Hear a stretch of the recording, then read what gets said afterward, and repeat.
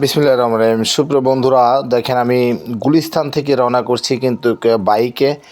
কারণ প্রিয় বন্ধুরা, যে কোনো বিষয় হয়তো ঢাকা আন্দোলন হচ্ছে, এই কারণে কিন্তু বাস খুবই কম। দেখেন আমি বাসের আশায় বসে থেকে থেকে কী করব, সময় চলে যাচ্ছে। পরে বাইকে রওনা হলাম গুলিস্তান থেকে। গাবতল বাইক ভাড়া নিয়েছে কিন্তু 300 টাকা।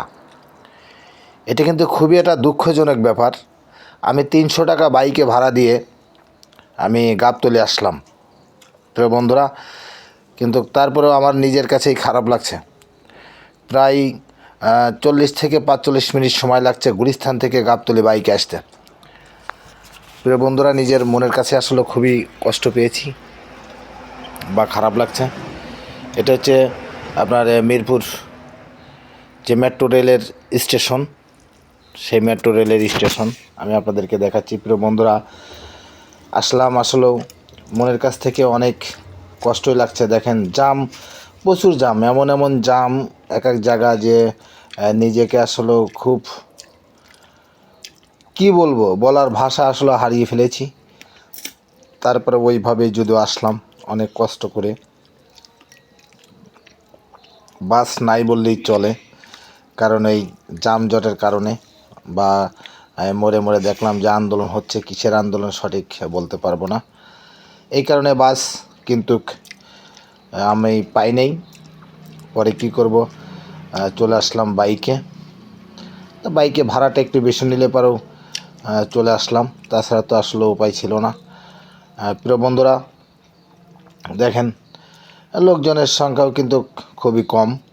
যদিও দেখেন, এই যে আপনাদের দেখানোর চেষ্টা করছি আমি যে বাইকে আসলাম, বাইকওয়ালা ভাই খুবই ভালো মানুষ।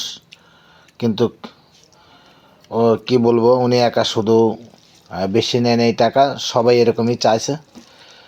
পরে চলে আসলাম এই ভাইয়ের বাইকে। আমি গাবতলী আসলাম। আসার পরে দেখ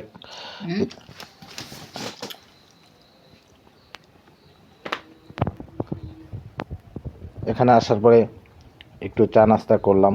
প্রিয় বন্ধুরা, দেখেন আপনাদেরকে দেখানোর চেষ্টা করছি আমি। এটা ফার্ম গেট।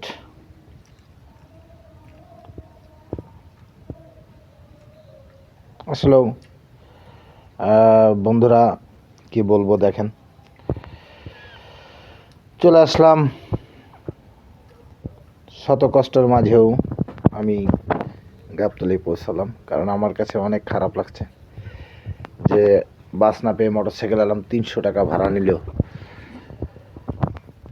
যাক, তারপরেও মনে করব যে আল্লাহ রাব্বুল আলামিন সহি সালামতে ভালো মতো পৌঁছাইছে। তো যাই হোক, প্রিয় বন্ধুরা, যে যেখানে আছেন ভালো থাকবেন, সুস্থ থাকবেন। দোয়া করি আল্লাহ যেন আপনাদেরকে সবাইকে সুস্থ রাখেন, ভালো রাখেন। ভিডিওটা ভালো লাগে সবাই একটু শেয়ার করবেন। ধন্যবাদ সবাইকে।